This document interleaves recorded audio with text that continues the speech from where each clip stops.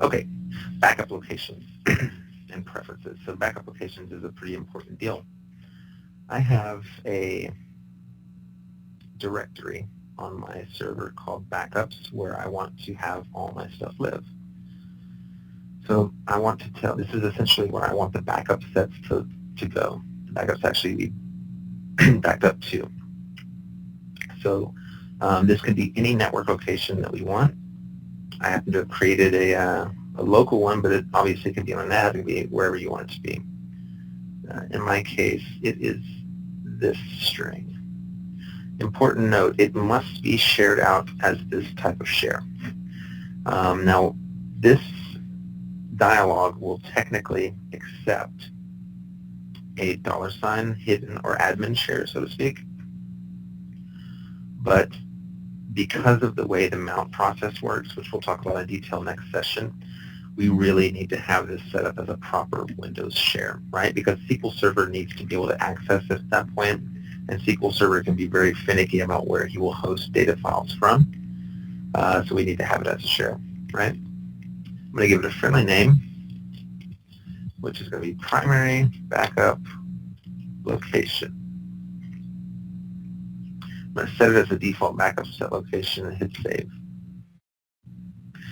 And we can add as many locations as we want and use them for different purposes, as we'll see when we get to the backup scheduling part. Note that we can also write directly to TSM if we have typically storage manager in play. It requires a little bit of setup as a subject for another discussion. For my purposes here, I'm just going to use my 2 UNC paths, and we're done. The rest of this stuff is if you deploy another backup service in the future, what account will you use, how many backup threads we use. This is actually deprecated and only relevant to the 2007 scope I mentioned in the beginning of the meeting. What's the timeout value that will be used by default for future backup services, and what backup service port will be used for future backup services. Most of that stuff can be just totally ignored.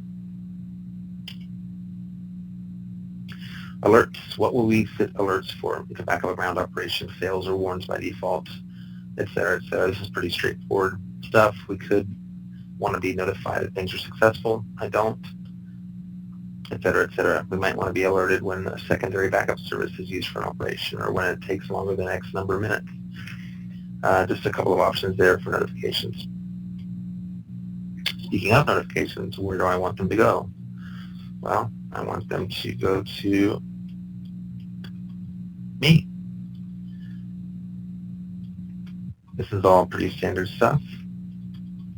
These top 2 fields are total dummy emails. Those emails do not exist. Doesn't matter. I just need those for the placeholders in the email itself.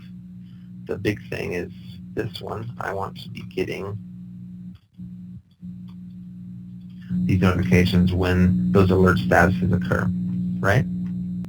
So for grooming, this is how long we're going to keep backup data in our file location.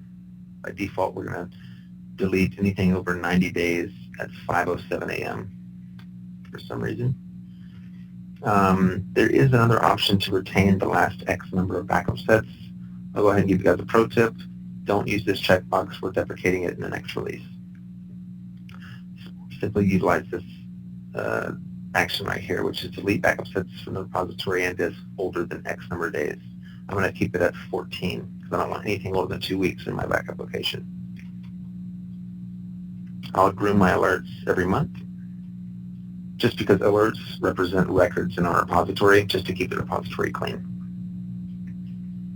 Go next. Here I specify my primary backup service. We're going to talk in detail in the next session about the difference between a primary and non-primary backup service. But basically, he's the traffic cop that delegates the work to the different backup services in the farm. In other words, if we selected to backup only database info, he gets that request and says, well, the databases live on SQL. Hey, SQL, please back up these databases. He talks to the backup service on SQL and tells it to do that. And then we're done.